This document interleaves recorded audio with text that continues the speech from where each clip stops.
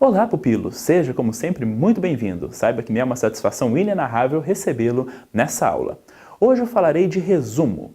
O resumo é o texto mais, ou melhor, o segundo texto mais cobrado no vestibular da Federal. O mais cobrado, a gente sabe, é o texto de opinião. Mas assim, todo ano, sem exceção, cai um resumo para você fazer também, certo? É um texto um pouquinho menor, de 8 a 10 linhas. Em geral, ele segue os mesmos padrões, você é apresentado um texto de opinião e cabe a você eliminar os excessos desses textos de opinião para transformá-lo num texto mais enxuto. Mas essa proposta em particular que eu trouxe para vocês trabalha também com a transposição de discurso, que é um outro tema bastante recorrente, já caiu 6 ou 7 vezes nos últimos 10 anos, ou seja, quase todo ano também, né?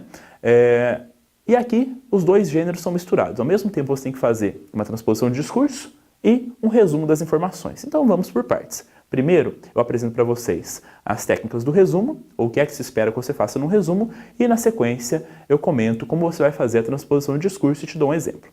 Vamos lá. Para fazer um resumo, primeiro, elimine os excessos. O que é que são excessos? Sinônimos, explicações com outras palavras, tudo o que vem depois de um ou seja, tudo o que vem depois de um isto é, ou seja, qualquer explicação. Por exemplo, nesse vídeo você poderia editar, recortar essa minha última frase. Por quê? Porque veio depois de um ou seja.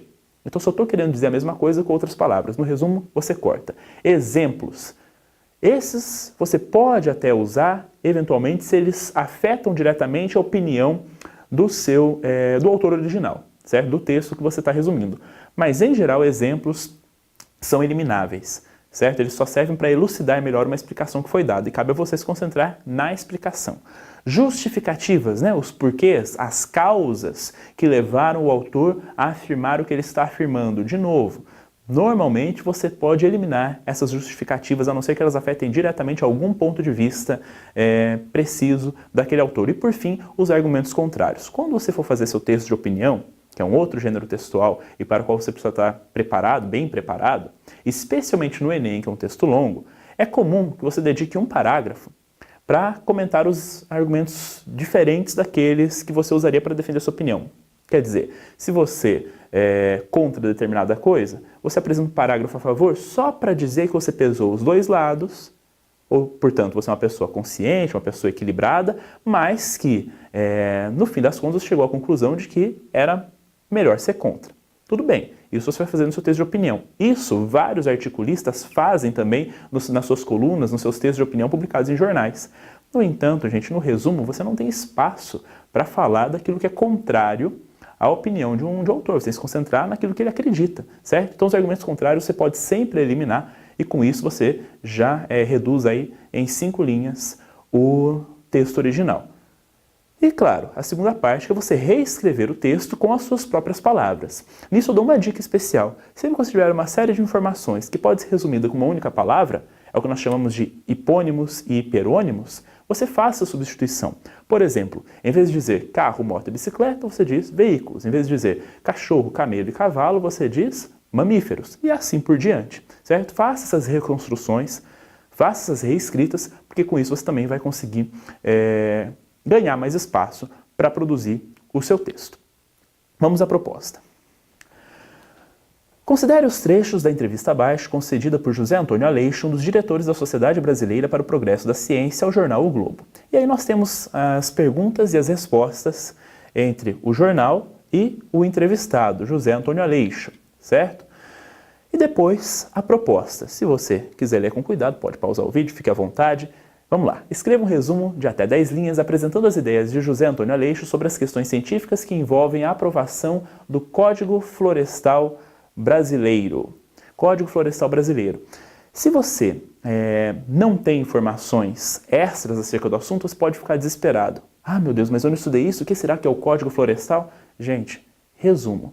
Não cabe a você dar a sua opinião ou trazer informações extras. Você tem que se concentrar no que está no texto. Então, mesmo que você nunca tenha lido nada a respeito do tema, no caso, Código Florestal, ainda assim você tem condições, ou melhor, espera-se que você faça um texto muito bem feito, porque as informações que você precisa estão todas ali. Afinal, um resumo, não é isso? Basta você seguir as dicas que eu acabei de dar para você. Próximo passo. Transposição de discurso. Você tem em uma das respostas do Aleixo o seguinte comentário. Isso é óbvio, é claro, é evidente. Pensavam que íamos defender a ferro e fogo o Código Florestal de 65, produzido pela comunidade científica da época, mas as coisas mudaram muito. A população passou de 75 para 193 milhões. A ciência avançou, a produção agrícola e a necessidade por alimentos avançaram. Pensaram que o nosso documento seria ambientalista, mas não estamos aqui para tomar partido. É possível um acordo se houver racionalidade. Para isso, ambos precisam ceder. Esse é o texto original, essa é a forma original do texto. Como é que você poderia reescrever? Por exemplo, Aleixo reconhece que nos últimos 50 anos a população brasileira quase triplicou. Consequentemente, propõe uma solução equilibrada, pautando-se não apenas na questão ambiental, mas também na demanda por alimentos. A população quase triplicou, essa é uma das informações importantes do texto original. Ele propõe uma solução equilibrada, pelo menos na visão dele a solução é equilibrada. Por quê? Porque ele levou em conta tanto a questão ambiental, quanto o fato de que, se a população aumentou, ela demanda mais alimentos. Então você precisa buscar o quê? As informações essenciais, certo? Vamos trabalhar um pouquinho aqui na transposição de discurso, precisamente, né? Só algum outro detalhe. Perceba que enquanto ele responde em primeira pessoa, afinal é o eu que está se posicionando, né? Uma entrevista, ele tem que se posicionar em primeira pessoa.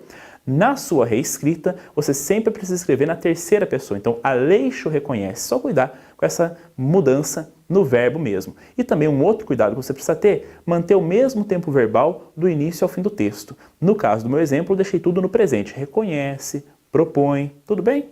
É isso, gente. Espero que você tenha aproveitado as dicas e eu vejo no próximo vídeo.